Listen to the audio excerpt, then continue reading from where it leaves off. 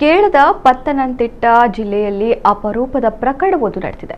ಅಪಘಾತದಲ್ಲಿ ಗಾಯಗೊಂಡಿದ್ದ ಯುವತಿಯನ್ನ ಆಸ್ಪತ್ರೆಗೆ ಸೇರಿಸಿದ್ದ ಯುವಕನನ್ನೇ ಪೊಲೀಸರು ಅರೆಸ್ಟ್ ಮಾಡಿದ್ದಾರೆ. ಏನಿದು ವಿಚಿತ್ರ ಅನ್ನಿಸ್ತಾ ಇದೆಯಾ? ಆದರೆ ಇಡೀ ಸ್ಟೋರಿಯಲ್ಲೊಂದು ಭಯಂಕರ ಟ್ವಿಸ್ಟ್ ಇದೆ.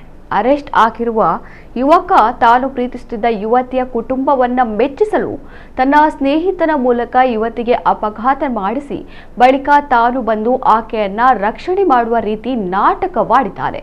ಪೊಲೀಸರು ತನಿಖೆ ನಡೆಸಿದ ವೇಳೆ ಇದು ಸಾಮಾನ್ಯ ಅಪಘಾತವಲ್ಲ ಎಂದು ತಿಳಿದು ಬಂದಿದ್ದು, ಇದೀಗ ಯುವಕ ಮತ್ತು ಆತನ ಸ್ನೇಹಿತನನ್ನ ಜೈಲಿಗೆ ಕಳುಹಿಸಿದ್ದಾರೆ. ಬಂಧಿತರು ಕೋನ್ನಿ ಮಮ್ಮೂದ್ ಮೂಲದ ರಂಜಿತ್ ರಾಜನ್ ಮತ್ತು ಕೋನ್ನಿ ಮಯ್ಯನಮೂನ್ ಮೂಲದ ಅಜಾಸ್ ಎಂದು ಗುರುತಿಸಲಾಗಿದೆ.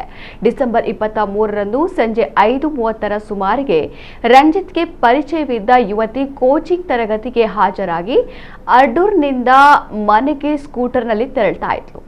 ವಾಜಮುಟ್ಟಂ ಎಂಬಲ್ಲಿಗೆ ತಲುಪಿದಾಗ ಹಿಂದಿನಿಂದ ಬಂದ ಕಾರೊಂದು ಆಕೆಯ ಸ್ಕೂಟರ್ಗೆ ಡಿಕ್ಕಿ ಹೊಡೆದು ಪರಾರಿಯಾಗಿದೆ. ಅಪಘಾತದ ರಭಸಕ್ಕೆ ರಸ್ತೆಗೆ ಬಿದ್ದ ಯುವತಿಗೆ ಗಂಭೀರ ಗಾಯಗಳಾಗಿದ್ದವು. ಸ್ಥಳೀಯರು ಯುವತಿಯ ರಕ್ಷಣೆ ಮಾಡಿ ಉಪಚರಿಸುತ್ತಿದ್ದ ವೇಳೆ ಅದೇ ರಸ್ತೆಯಲ್ಲಿ ಕಾರಿನಲ್ಲಿ ಬಂದ ರಂಜಿತ್ ತಾನು ಆಕೆಯ ಗಂಡ ಎಂದು ಅಲ್ಲಿದ್ದ ಸ್ಥಳೀಯರಿಗೆ ಹೇಳಿ ಆಕೆಯನ್ನ ತನ್ನದೇ ಕಾರಿನಲ್ಲಿ ಸ್ಥಳೀಯ ಆಸ್ಪತ್ರೆಗೆ ಕರೆದೊಯ್ದಿದ್ದಾನೆ. ಈ ಮೂಲಕ ಯುವತಿ ಹಾಗೂ ಅವರ ಮನೆಯವರ ಸಿಂಪತಿ ಗಿಟ್ಟಿಸಿಕೊಂಡಿದ್ದಾನೆ. ಪೊಲೀಸರು ಎಂದಿನಂತೆ ಯುವತಿಯ ಹೇಳಿಕೆ ಪಡೆದು ಅಪಘಾತ ಪ್ರಕರಣ ದಾಖಲಿಸಿದರು. ಬಳಿಕ ಪರಾರಿಯಾದ ಕಾರಿನ ಬಗ್ಗೆ ತನಿಖೆ ವೇಳೆ ಪೊಲೀಸರಿಗೆ ಅನುಮಾನ ಬಂದಿದೆ. ಅಪಘಾತದ ಸ್ಥಳದಲ್ಲಿ ರಂಜಿತ್ ಜತೆ ಅಪಘಾತ ಮಾಡಿದ ಅಜಾಸ್ ಇದ್ದಿದ್ದು ಪೊಲೀಸರಿಗೆ ಅನುಮಾನ ಮೂಡಲು ಕಾರಣವಾಗಿತ್ತು. ಬಳಿಕ ಇಬ್ಬರನ್ನ ವಶಕ್ಕೆ ಪಡೆದು ವಿಚಾರಿಸಿದ ವೇಳೆ ಆರೋಪಿಗಳು ಸತ್ಯವನ್ನ ಬಾಯ್ಬಿಟ್ಟಿದ್ದಾರೆ.